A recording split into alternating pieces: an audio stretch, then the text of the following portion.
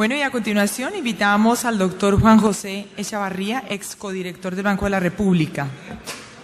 Economista e ingeniero con enfoque administrativo de la Universidad Nacional.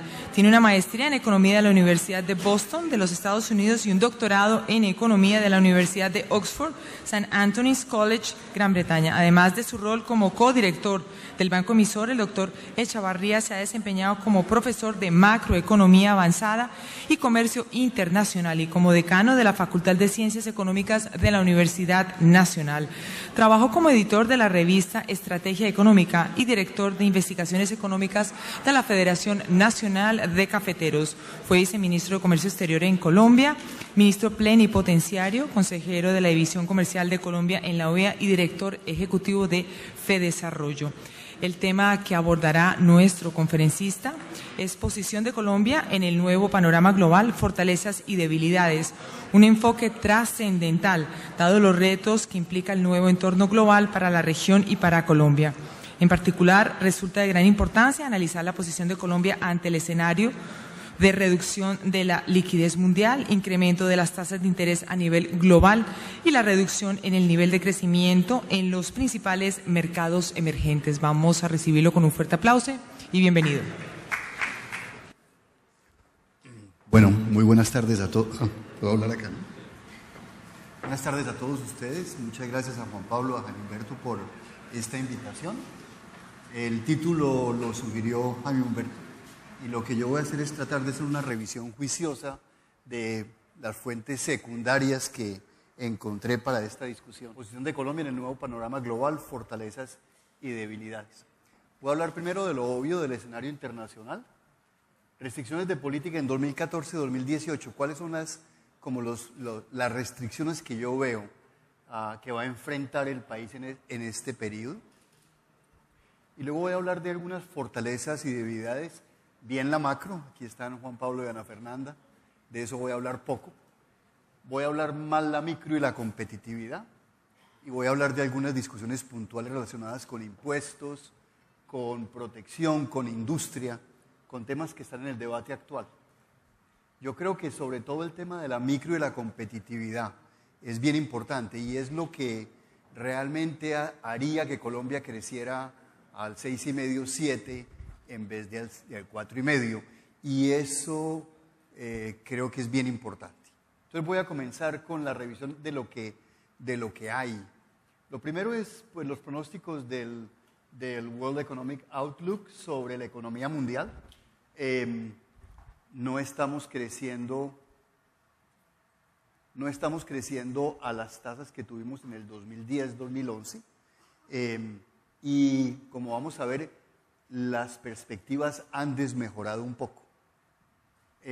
La tasa de desempleo en Europa sigue siendo gigantesca, en Estados Unidos y el Reino Unido ha bajado y en Japón también está bajando.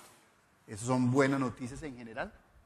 El mercado de vivienda norteamericano todavía no se recupera. Las viviendas nuevas todavía están cayendo, la venta de vivienda nueva, y los precios ya están creciendo un poco, pero sobre todo las ventas de vivienda todavía no hay buenas noticias. ¿Qué está pasando con el crecimiento mundial? En general se está desacelerando, sobre todo en América Latina y el Caribe, de 2,6 a 2. En economías industrializadas está creciendo, pero en Estados Unidos está cayendo con respecto al año 2013. Y lo que es más preocupante es que cuando el Fondo Monetario compara los pronósticos de abril del 2014 con julio de 2014, hay una caída importante, sobre todo para los Estados Unidos. O sea, América Latina y Estados Unidos están mostrando resultados insatisfactorios frente a lo que se pensaba en los pronósticos anteriores. ¿Qué pasa con Colombia? Colombia es la economía que más está creciendo en la región, antes que solamente Bolivia está por encima. Y como vamos a ver, ha habido una desaceleración muy importante en todos los países de la región. Esto es el Latin American Consensus Forecast, que muestra cómo han cambiado los pronósticos en 2 o 3 meses. Y realmente la experiencia de Perú, de Brasil, de Chile, de Argentina, de México, todas estas experiencias son cambios de pronósticos a la baja, excepto Ecuador, Colombia y Bolivia. Todo el resto de la región está mostrando resultados peores de los que se pronosticaban hace unos pocos meses. Y cuando uno ve cómo ha ido cambiando el pronóstico de cada país en el tiempo para el 2014 o para el 2015, uno no ve sino malas noticias. O sea, esto lo que quiere decir es que se pronosticaba en marzo para el 2014 en Brasil, que se pronosticaba en junio del año pasado y hoy. Y los pronósticos han cambiado desde 4,5 en Brasil al comienzo del año pasado a apenas 1%. Hoy, sobre Brasil para el 2014, los pronósticos para el 2015 también son malos, 1,5. Y sobre todo ha habido un deterioro muy importante en los pronósticos, cómo han ido cayendo mes a mes. Eso es Brasil. Chile también, de 4,5 a 2,5, de casi 5 a un poco menos de 4. Y así uno ve para el resto de la región. México, desde 4 hasta 2 y pico. Para el 2015 en general no son tan malos los cambios en pronósticos. Perú, casi 6, baja a 4, 2015 es mejor. Venezuela, un desastre, cambia desde casi 3 hasta menos 2. Y para el 2015 hay una enorme incertidumbre, ¿verdad? Porque aquí está el mínimo y está el máximo, ese es el promedio. Argentina, peor todavía, va para números negativos, ha ido cambiando desde 3 hasta números negativos y para el 2015 se espera 1%. Todas las noticias son malas. Todas las noticias para todos los países de la región son malas. Y yo creo que de eso se trata esta discusión. ¿Qué es lo que está pasando en la región y cómo va a impactar a Colombia? En los mercados financieros todavía no se ve el impacto de esas malas noticias, excepto para Brasil. Lo que uno ve para Brasil, si es que hay tasas mucho más altas de los CDS, Colombia pues mantiene tasas relativamente bajas, casi que las más bajas en toda su historia, excepto este periodo. Las noticias en Colombia en general son muy buenas. Cuando uno mira, por ejemplo, diferentes gobiernos y cómo se ha comportado el CDS o el ENVI, uno lo que ve es que en este periodo tenemos los menores de todo el periodo y Colombia y Perú son los países en que más ha caído, por ejemplo, el ENVI está acá. Argentina no cabe en el gráfico, Venezuela es Venezuela. Y pues son noticias muy malas para esos países, son muy buenas para Colombia y Perú. La coyuntura en los diferentes países, simplemente para mirarla rápidamente, moratoria en Argentina, estagflación en Brasil, inflación del 6% y 2 trimestres de crecimiento ya negativos. En Chile, la discusión es sobre educación y reforma tributaria. En Ecuador, TLC con Europa. México, reforma energética. Perú, que es el país que quizá más ha cambiado en la región. Una caída muy grande en exportaciones y un plan de Humala para reactivar la economía. En Venezuela, toda clase de problemas relacionados con precio de la gasolina, tasas de cambio e inflación del 60%. Eso resume más o menos lo que está pasando en la región y las discusiones. Colombia es el único país de todos esos gráficos donde más bien ha tendido a mejorar el pronóstico en el tiempo. Sobre todo para el 2014 y quizá un poco para el 2015, se está hablando de crecimientos de 5%, casi 5% para ambos años. Y cuando uno mira cómo se está pronosticando, pues yo le doy mucha importancia al Banco de la República, pero el rango es muy amplio. Entre 4.2 y 5.8 siempre ganan. También ganábamos cuando yo estaba allá, porque con ese rango uno siempre acierta. Fedesarrollo y ANIF están hablando de 4.6. Y los más optimistas hablan de 5.3, Barclays y Goldman Sachs. Los más pesimistas están hablando de 4.5. De todas formas son tasas bastante buenas de crecimiento.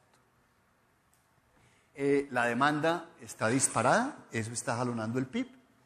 Y en toda América Latina, entonces hablemos ahora sí de América Latina en general.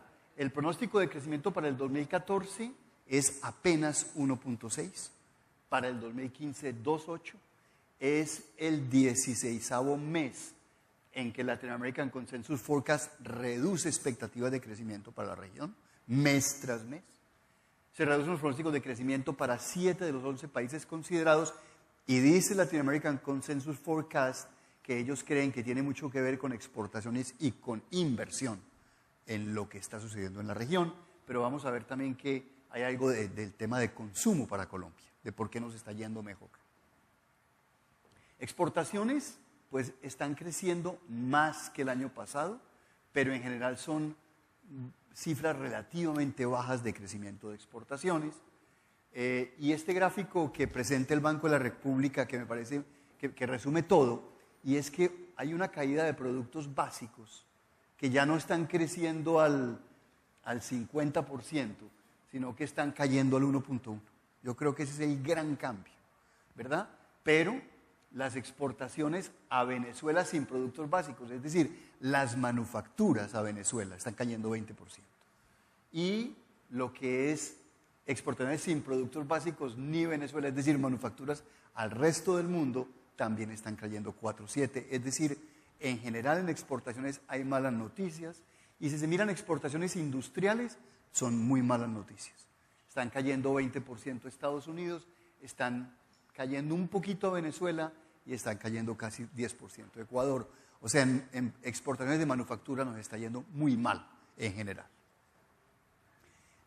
Sin embargo, es impresionante lo similar que es el ciclo de exportaciones e importaciones en toda la región. Aquí está Colombia y aquí está América Latina, tanto para exportaciones como para importaciones. Tal vez este pico de Colombia fue atípico, pero el resto es bastante parecido en el comportamiento de ambas variables, ¿no? Lo que realmente hubo en Colombia fue una bonanza de inversión extranjera directa impresionante. Comparada con cualquier otro gobierno, la mitad de esa inversión extranjera directa fue a sectores diferentes a la minería. A pesar de que uno cree que es 80%, eso era en el 2009, pero eso fue cambiando. Y esa inversión extranjera llegó a todo el país. Los commodities están todavía en niveles altos. El café volvió a repuntar. El petróleo se mantiene en niveles relativamente altos. Sin embargo, cuando uno toma los pronósticos, por ejemplo, del World Bank, del Banco Mundial, y les quita la inflación para que sea en términos reales, uno lo que ve son malas noticias hacia el futuro en esos pronósticos. Esto es carbón hasta el 2025, Banco Mundial. Esto es carbón, café arábiga, petróleo, urea y café robusta. Y esto es aceite de palma, banano, azúcar y cobre. Y lo que uno ve en general, por lo menos en esos pronósticos, son descolgadas de precios reales. Esas descolgadas no son tan fuertes si uno no le quita la inflación. Pero si uno quita la inflación, uno lo que ve son en general malas noticias y seguramente eso tiene que ver con lo que está pasando en América Latina. La inversión está cayendo en muchos de los países. Está cayendo en Chile, en Brasil, está cayendo en Argentina y está cayendo en Venezuela. El país donde más está creciendo es Colombia. Ya la inversión agregada, no es inversión extranjera, también crece en Bolivia, Ecuador, Paraguay, Perú, etcétera, pero a tasas mucho menores. Colombia se diferencia de América Latina en que el boom de la inversión parece mucho mayor y los pronósticos son bastante más favorables. La formación bruta de capital crece al 14.6, que es una tasa bastante alta. Sin embargo, cuando uno mira consumo, no sé bien por qué razón, pero los pronósticos para Colombia son mucho más favorables. Y es que el consumo se va a mantener relativamente estable, mientras que el de toda la región se está desacelerando. El consumo en otros países está creciendo más, pero en Colombia también está creciendo a tasas favorables. De todas formas, en Argentina y Venezuela aún el consumo está cayendo. El consumo está creciendo, sobre todo el consumo gubernamental, y los indicadores de Fedesarrollo sobre perspectivas de consumo siguen siendo favorables. Muy bien, entonces en general a la región le está yendo muy mal, el mundo le está yendo menos bien de lo que se pronosticaba y sobre todo hay países como Argentina, Venezuela, etcétera, y Brasil que están en franca recesión y Perú que se está desacelerando a tasas muy fuertes y claro, uno se asusta. Entonces hablemos un poquito de restricciones de política en el 2014, 2018, ya no estamos en campaña. Entonces vamos a hablar de algunas de las cosas que yo veo preocupantes. ¿Cómo veo yo la situación? ¿A qué se comprometió el gobierno? El gobierno se comprometió a que la inversión sobre PIB estaría por encima de 30%. El gobierno se comprometió a que en los 4 años se crearían 2.5 millones de empleos, como en el pasado cuatrienio. El gobierno se comprometió a reducir el desempleo a 7.5 y se mantiene la regla fiscal. Ese es como las restricciones que se van a vivir, veo yo, en estos 4 años. La inversión sobre PIB está casi en 30%. Aquí hay un pequeño truco de precios relativos, pero en términos reales esa es la cifra.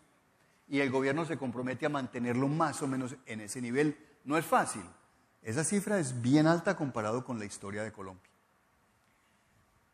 ¿Cuáles son las restricciones? Yo veo fuertes presiones hacia el gasto, compromisos de campaña con poco apoyo de posiciones ortodoxas y competencia de las bancadas a ver quién gasta más. Entorno económico incierto, como ya veíamos, en la economía mundial que se está desacelerando y sobre todo la de América Latina. Y hay unos compromisos de campaña muy costosos. Las 300.000 viviendas gratis, eso es como sextuplicar el presupuesto del Ministerio de Vivienda. La jornada única en la campaña dijimos que no se iba a adoptar inmediatamente porque costaba tanto que era poco a poco, pero a Gina le encanta, a la ministra de Educación. Y el desarrollo agrícola hay una pregunta complicadísima y es cómo vamos a generar bienes públicos en vez de regalos. En el mundo cafetero se regalaron 1.2 billones de pesos de PIC, de regalos, a los ricos cafeteros, porque eso no le llegó a los pequeños. Entonces la pregunta es, ¿qué vamos a hacer para que el campo empiece a tener mayor productividad y que no sea con regalos a los ricos agricultores? Muy bien. Reducción de los ingresos fiscales, yo creo que Andrés Escobar mencionaba el tema petrolero y toda la incertidumbre que existe en ese campo. Y yo veo unas presiones proteccionistas violentas del sector industrial, del sector productivo. Cada vez más presión hacia la protección y rechazo a los TLCs. Negociaciones de paz, presión vía atentados y protesta social. Ese es un tema importante que vamos a ver cómo se desarrolla. Y yo veo también una contrarreforma laboral muy fuerte, que también es importante en la discusión.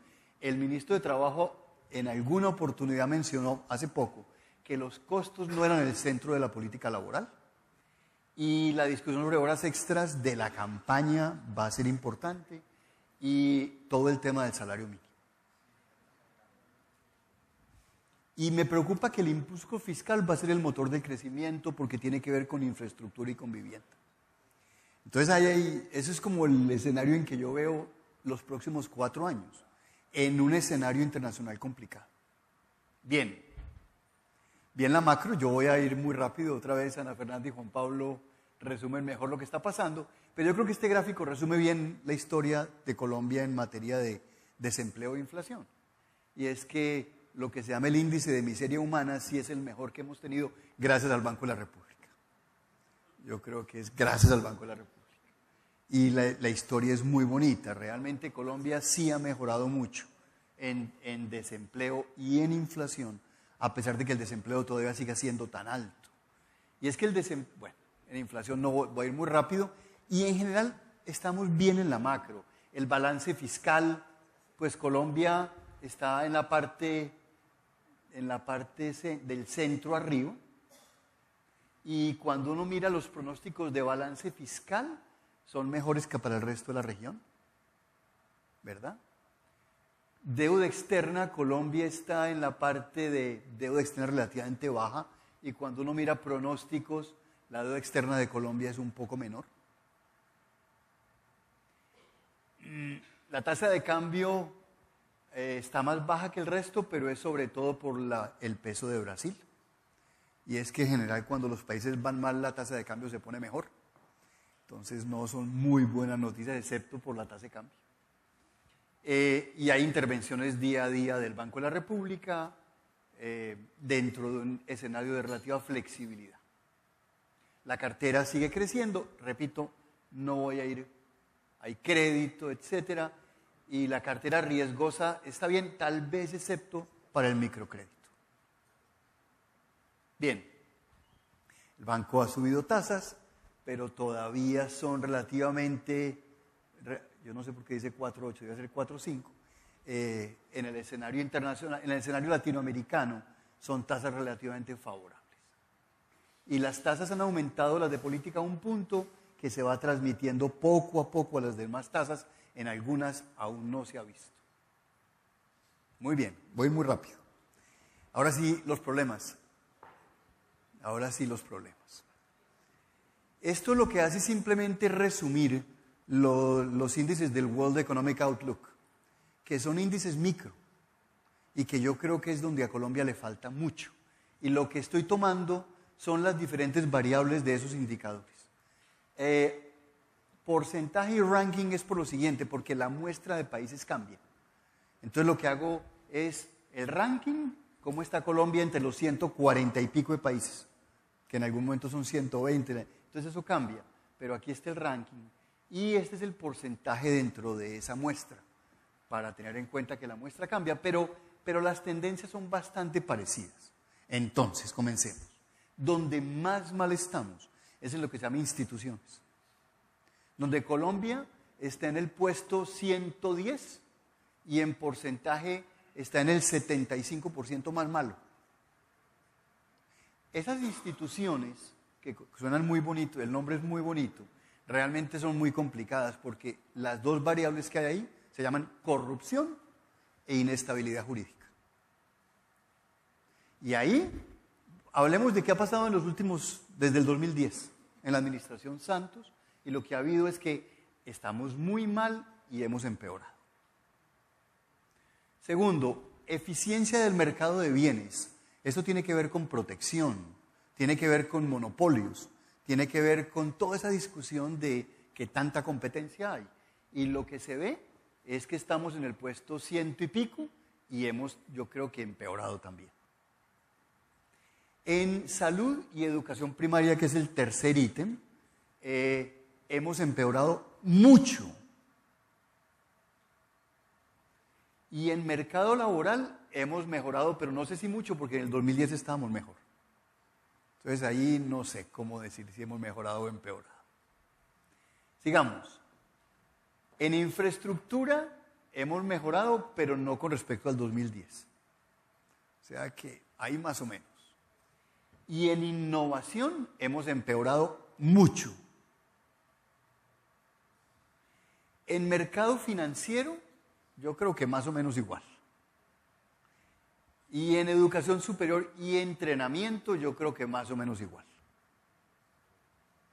Y finalmente, esta preparación tecnológica, que más o menos igual, depende uno contra qué año compara, tamaño de mercado, estamos igual y hemos mejorado mucho. Y finalmente, gracias al Banco de la República, ambiente macroeconómico, sí ha habido una mejoría muy fuerte en todos esos años. Entonces este es mi cuadro. Este es mi cuadro de lo que ha pasado con las variables micro.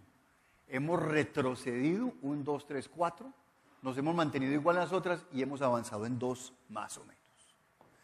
Con cifras muy malas internacionales. Yo creo que esto es muy importante porque de esto va a depender que Colombia sea diferente al resto de la región o no. Además de que manejamos bien la macro. Y ahí no hay buenas noticias. Muy bien. Y estos son los subítems que hay dentro de esas grandes categorías, donde más mal estamos. Corrupción, infraestructura, burocracia gubernamental, regulación tributaria, crimen, etc. Aquí hay temas de impuestos, temas laborales, pero estos son los temas que afectan al sector privado para producir y competir, ¿verdad? Estos son los temas que le gustan a Rosario.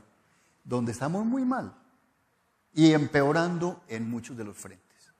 Bien, voy a hablar de algunas discusiones puntuales para terminar. Gerardo, ¿sí ve que voy a cumplir? ¿Pero vamos bien o no? Muy bien. Voy a hablar del déficit en cuenta corriente, de impuestos y de la crisis industrial, que creo que son temas que están en la discusión hoy de la coyuntura. Empecemos con el déficit en cuenta corriente. El déficit de cuenta corriente de Colombia es uno de los mayores de América Latina. Y además se ve que Colombia pues, está muy por debajo de América Latina en general, con niveles que están cerca del 4% en el Latin American Consensus Forecast. Pero este gráfico de Enrique Montes en el Banco de la República pues habla ya de déficits cercanos al 4,5% del PIB. Es la línea negra. Esos déficits ya son altos. En general, cuando uno habla de un déficit normal, habla de 3%. Déficit de 3% es manejable. 4,5% ya uno comienza a asustarse. Y aquí lo que está son las transferencias, la balanza comercial y lo que se llama la renta factorial. Esos tres ítems son los que determinan el déficit en cuenta corriente. Entonces, ¿qué es lo que uno ve? Que lo grande son las barras verdes, lo grande, pero eso ha jugado en la otra dirección. Lo que realmente se ha deteriorado son las transferencias y sobre todo la balanza comercial, ¿verdad? ¿Qué es lo que está detrás de la balanza comercial? Pues que cada vez dependemos más de petróleo y sus derivados. Eso ya representa como el 50 y pico % de las exportaciones totales del país. Y si además a eso le sumamos carbón, oro y ferroníquel, pues eso es como el 75%. Eso se ha deteriorado un poco. Y también se ha deteriorado la participación de café, flores y banano y del resto de productos. Es decir, Colombia es una economía cada vez más monoexportadora y por eso vamos a depender mucho de qué pase con el precio del petróleo y de estos ítems, ¿verdad? Muy bien, impuestos. Este es un gráfico de la OECD que muestra dónde está Colombia. No se alcanza a ver bien ahí qué es cada uno, pero aquí está Colombia. Y además muestra la composición de los diferentes impuestos entre ingresos, utilidades y ganancias de capital, bienes y servicios que son el IVA, patrimonio y seguridad social. Yo resumo lo que dice la OECD en materia de impuestos. Voy a simplemente... Y en general, uno quisiera tener una estructura tributaria muy basada en renta y en IVA.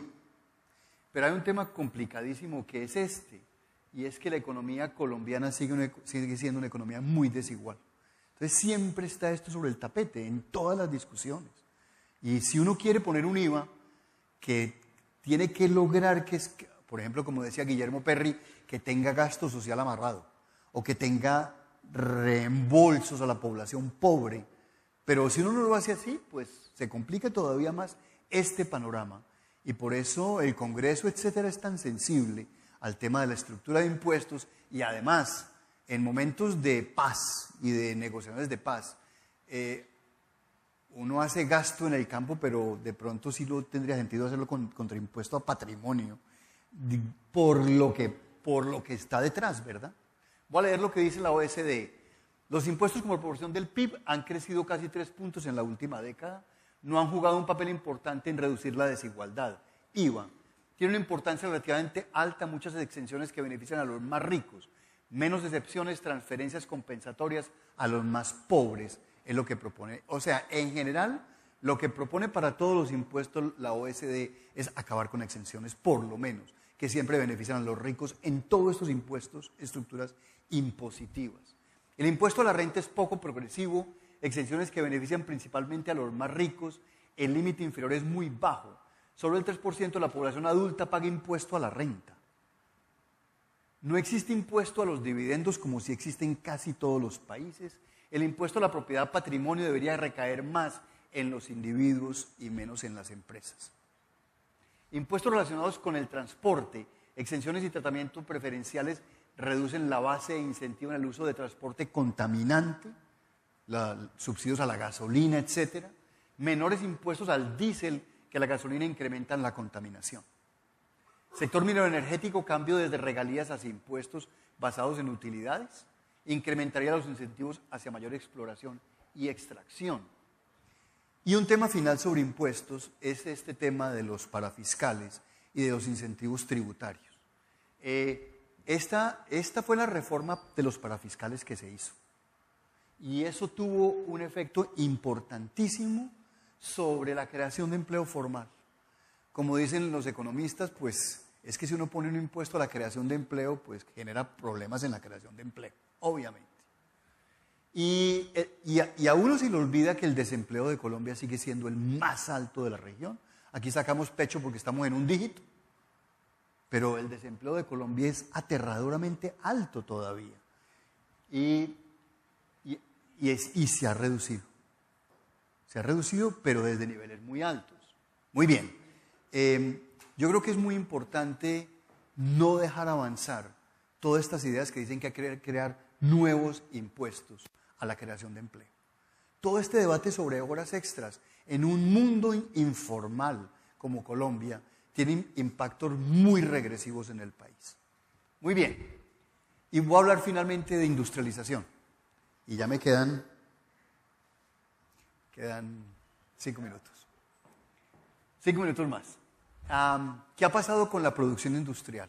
La producción industrial está creciendo como en América Latina.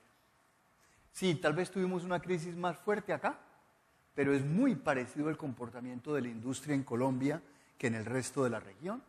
Y Colombia está creciendo, como siempre, en la mitad. Hay países que están creciendo más como Bolivia, Ecuador, Uruguay, Perú, pero hay países que están creciendo menos en el resto de la región. Y además, los pronósticos hacia el futuro es que la industria se recupere bastante, sobre todo en el 2015. Eso tiene que ver con tasa de cambio, tiene que ver con la dinámica de los mercados mundiales, etc. Y lo que hemos hecho en Colombia es una protección arancelaria absurda que nadie sabe por qué existe. ¿Por qué le damos a equipo de transporte 15% cuando a bienes de capital le damos 0%? ¿Por qué le damos a alimentos y bebidas casi 20% cuando a insumos industriales le damos 5%? Esto no es más que capacidad de lobby de ciertos grupos. Ahí no hay nada detrás sino capacidad de lobby, que era lo que decía Rudy Holmes. Sería muy bueno un arancel más plano, porque los economistas sabemos que el gobierno ni los economistas saben escoger sectores. Y aquí lo que hay es una escogencia de sectores a dedo. Y después pregunta Marta Lucía Ramírez, ¿por qué será que no hay nuevos sectores que arrancan? Pues ¿quién va a producir bienes de capital en el país si eso lo que tiene es una desprotección total frente a otros sectores de la economía? Entonces ojalá tuviéramos un arancel más homogéneo, sabiendo que en el campo hay que hacer algunas excepciones. Pero esa es la propuesta, por supuesto. Me preocupa mucho que van a haber presiones para que a todos se les suba y para que a todos los traten mejor que al resto. Y eso es lo que yo veo en la ANDI, en la SAC y en muchos sectores de la economía. Muy bien, concluyo. No voy a resumir, voy a leer lo que dice la OECD sobre Colombia. Para terminar, son 3 slides más. A pesar de un entorno económico internacional difícil, Colombia ha sido capaz de lograr altos niveles de crecimiento económico y la inversión en un contexto de inflación baja y estable. Sin embargo, el crecimiento sigue siendo volátil, determinado en gran medida por los precios de las materias primas y los niveles de productividad son bajos. La informalidad y la pobreza han disminuido en los últimos años, pero siguen estando entre las más altas del mundo. El gobierno tiene que mejorar la infraestructura del país, la calidad de la educación y los sistemas de información, impulso a la innovación y reducir los costos laborales y no laborales. Se requiere una reforma tributaria para adelantar gastos prioritarios, especialmente en un contexto de envejecimiento de la población y de desaceleración de la demanda mundial. Se requiere adicionalmente reformar las políticas agrícolas, el crecimiento ecológico, mayor liberalización del comercio y reforma del sistema de pensiones para ampliar la cobertura y mejorar la sostenibilidad. Muchísimas gracias.